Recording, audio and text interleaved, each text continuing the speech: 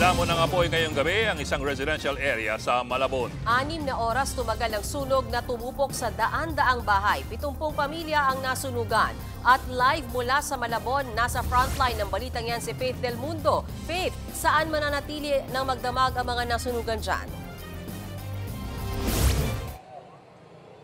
Yes, Bokmean, mananatili nga sa Katmon Evacuation Center ang mga nasunugan.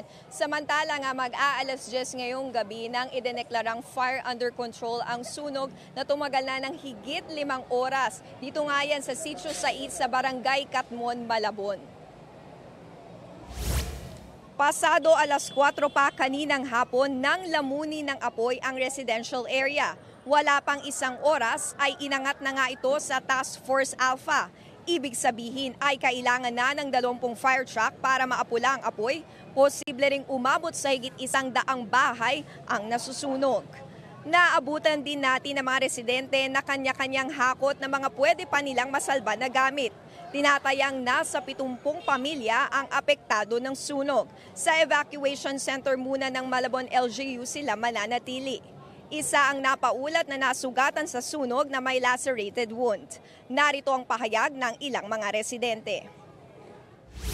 Nakala kasi ng mga bombero is sa bungad lang. Sa may junk shop, doon na una yung sunog, tapos hanggang sa kumalat sa may likod, syempre po dikit-dikit na hanggang umabot na dito. Around mga 3 to 4 yan eh. Then yung sabi nga po ng mga bombero, wala po daw supply ng tubig, kaya sobrang tagal, kaya lalo pong kumalat yung apoy.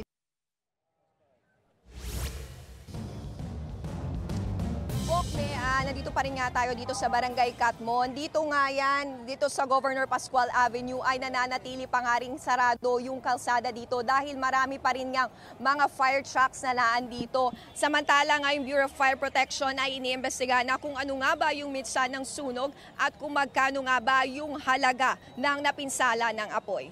Bokmean. Alright, maraming salamat, Faith Del Mundo.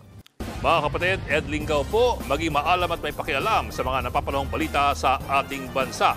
Para sa mas malilimang pagtalakay at paghimay sa mga issue at headlines, mag-follow at mag-subscribe sa social media pages ng News 5.